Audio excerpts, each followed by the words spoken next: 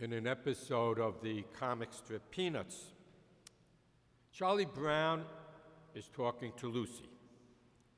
And Charlie has a bandage around his head, and his arm is in a sling.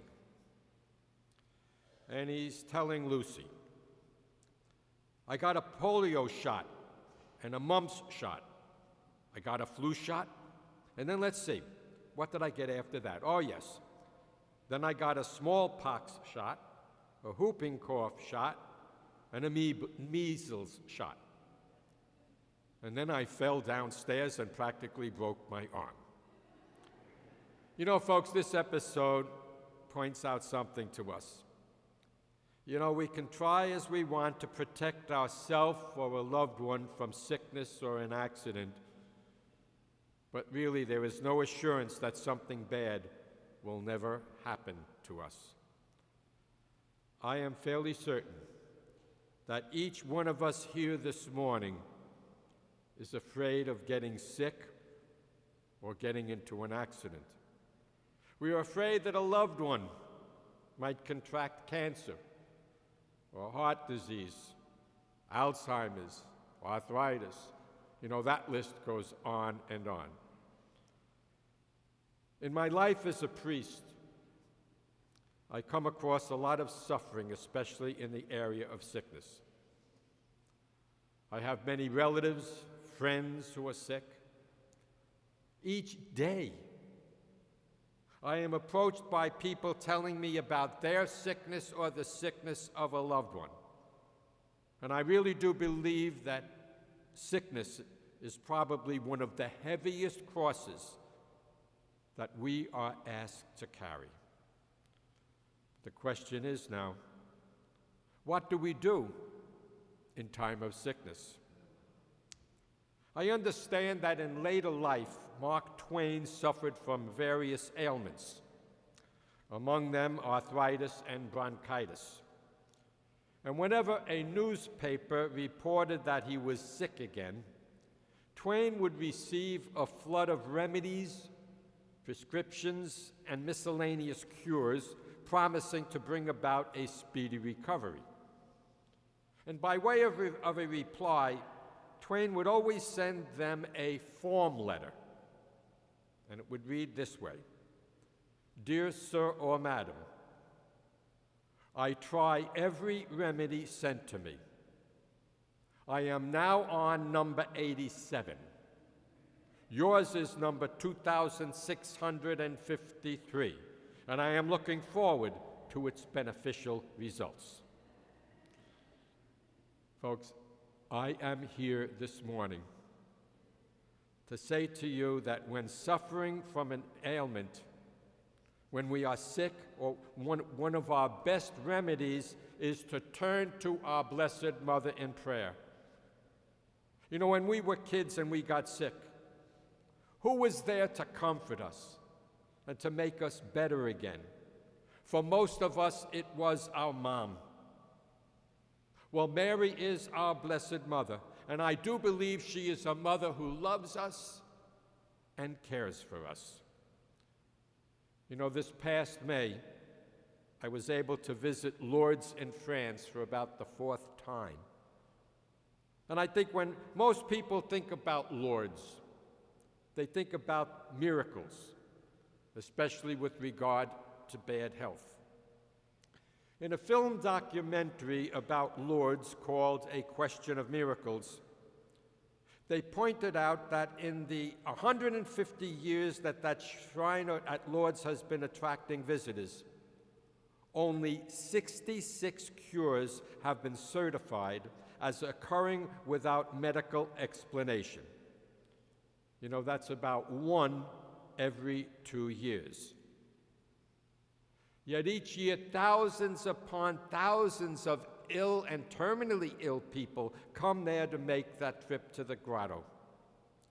And when a documentary worker interviewed the pilgrims, each one testified to having their prayer answered, but though maybe not in the way they originally intended. Most of the people said that Mary had helped them to accept their infirmity, giving them peace of mind, and giving them the courage to carry their cross. And the thought comes to me this morning. I am sure that great miracles are performed at Lourdes. But folks, I believe that great miracles are performed right here in this shrine. I really do believe that it is here in this shrine that people receive the graces they need in order to face their sufferings. What we have to do when we come here especially is to place our full trust in Mary and our blessed Lord. In the wonderful book, Children's Letters to God, a little boy writes, "Dear God, are you in charge of babies? I have 3 sisters, which is good, but I would like to put in an order for a brother. I hope that this special order won't upset you." You know, folks, when we pray to God or to our Blessed Mother, we can put in any special order. We will never, ever upset them. And when we pray to God or our Blessed Mother, we must trust in them completely. Another letter in that book was written by a little girl. It goes like this. "Dear God, my sister Tina has a girlfriend, Wendy, who never stops talking. It would take a miracle to shut her up. Have you got any miracles left?" Folks, I'm here again this morning to tell you I think God and Mary have a lot of miracles left. And when we pray to them for help, we must believe this. We have to believe that they are listening to our prayers and that they will answer them. They tell the story of the drill sergeant who was making his morning announcements to a group of new recruits in a training camp ready to take a 10-mile hike. And he said, "Gentlemen, today I have some good news and some bad news. First, the good news. Private Johnson will be setting the pace on our morning run." And with this, the platoon was overjoyed because, see, Private Johnson was overweight and terribly slow. But then the drill sergeant finished the statement. He said, "Now for the bad news. Private Johnson will be driving in a Jeep." You know, the thought comes to me, only too often we do receive bad news. We receive bad news about our health or the health of a loved one. But folks, there is always good news attached to the bad news. And the good news is that Mary will always be with us. She will be with us to comfort us, to help us in our infirmities. And if it be God's will, I do believe that she will help to make us or our loved one come back to good health. My final thought, I came across this little anecdote recently entitled, "How We Want to Wake Up." When you are 20, you want to wake up looking forward to going on a date. When you are 30, you want to wake up married. When you are 40, you want to wake up successful. 50, you want to wake up rich. 60, you want to wake up content and at peace. At 70, you want to wake up healthy. And when you are 80, you just want to wake up alive. My friends, at any age, we should want to wake up knowing that we will not be alone that day, that Mary and her son Jesus will be with us as our friends and companions.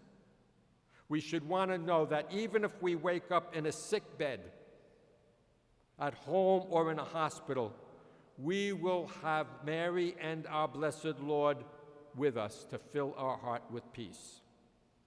And finally, may I add, after our life on earth is over, whether we die of an illness or an accident or whatever, we will wake up in the kingdom of heaven. And I do believe that there greeting us will be our dear Blessed Mother. Folks, I'm really looking forward to that.